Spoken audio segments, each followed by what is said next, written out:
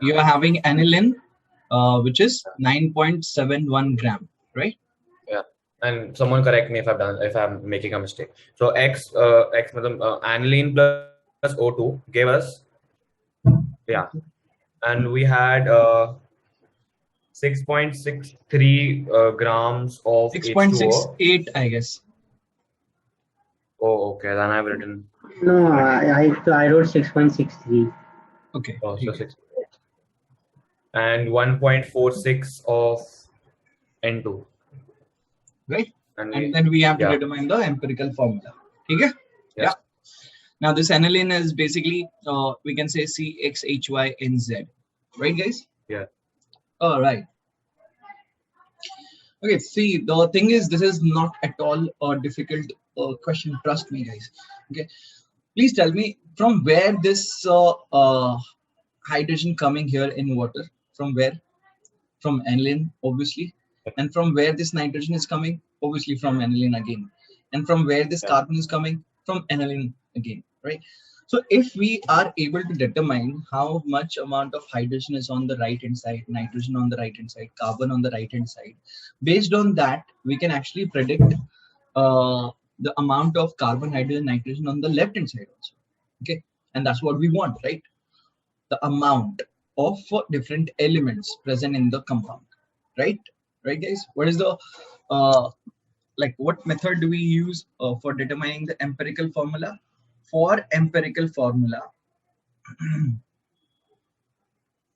For empirical formula, what do we need? For empirical formula, we need mass or the percentage composition. So mass, since here everything is like in masses, so we need uh, mass composition of carbon, hydrogen, and nitrogen. Right? That's what we want. Okay, right, guys. So let's see for water. From here, we'll determine the amount of hydrogen. Okay.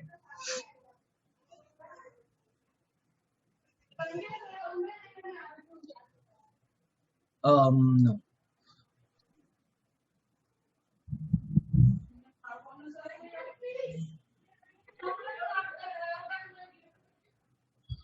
See, the thing is, what do you think, guys? If H2O, what is the molecular mass of H2O? 18. 18. 18. How much amount of hydrogen is there? In 18 gram of water, what amount of hydrogen is there? 2. 2 grams. 2 grams. If this is Oh, 6.63 grams, then what amount of hydrogen you will be having?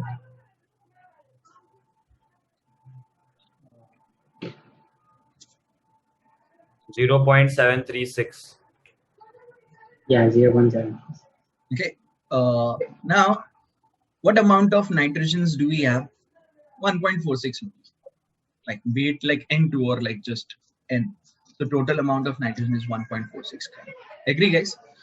Okay. Yeah. Now, how to determine the amount of carbon? How to determine the amount of carbon? That is the question. Okay. So amount of carbon. How? So see, the thing is, so CXHYNZ.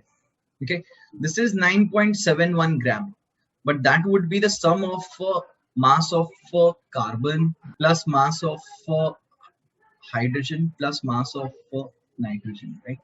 So what we can say, 9.71 is equals to mass of carbon plus what is the mass of hydrogen? 0.736 plus 1.46.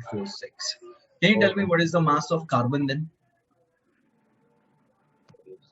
1.46. 7.514. Sorry, how much? 7.514. Yeah, 7.5. 7.514, right? Correct. Yeah. Yeah. Okay. So now what we got here, here we have already got carbon, hydrogen, nitrogen. Carbon is 7.514, hydrogen is 0.736, nitrogen is 1.46. This is the mass. Their atomic masses, this is 12, this is 1, and this is 14. Okay. So the mole 7.514 divided by 12. What do you get? 0.626, 0.63. Sorry, 0.63. 63. Then this is 0.736. 1.46 divided by 14. What do you get? 0.1. 04. Right? Yeah. Okay. So now to determine the ratio, what do? We check which one is the smallest. Okay. Which one is the smallest? 0.104 is the smallest. With that, you divide everything else. Here you get 6, here you get 7, here you get 1. Right? And that's what we want. So this is C6H7N. Done. This is the empirical formula. Okay. You got it right, guys? Yes, sir. Yes, sir. You are asked to calculate the empirical mass molecular formula also. So for that, you need empirical mass. Empirical mass will be, what is it? 1 second, I'll have to calculate. Okay. 93. Now, what is the molecular mass given? 9.71. Molecular mass. Molecular mass. It must have been mentioned in the second part of the question. The molar mass of aniline is, what is its molar? 93. Yeah. It's 93. So that means molecular mass, empirical mass, same. That means the molecular formula also will be the same. Molecular formula, that is also C6H7N. Done? Yes. Okay. Guys, please copy this thing. So the question was that crocetine we are having, crocetine, which is having C, H and O, right?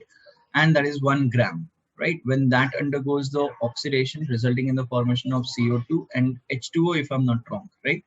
Yeah, CO2 we have 2.68 grams. And water we have 0.657 grams. Right? That's it. Yes, sir. Okay, so let's do this. So basically, here this carbon is coming again from crocetine, hydrogen coming from crocetine. Okay, once you know the carbon and hydrogen that is present in the crocetine, then by subtraction you can actually determine the oxygen present in the crocetine easily, right? So let's do that. So what we have to do is, if CO2 is 44, that is the molecular mass, 12 is the carbon. Okay, so out of 2.68 gram of carbon dioxide, what amount of carbon do you get? 0.731. Then if I'm comparing H2O with the hydrogen, so in 18 gram of water, 2 gram of hydrogens we are having, 0.657 gram of water, what amount of hydrogens we will be having? 0.073.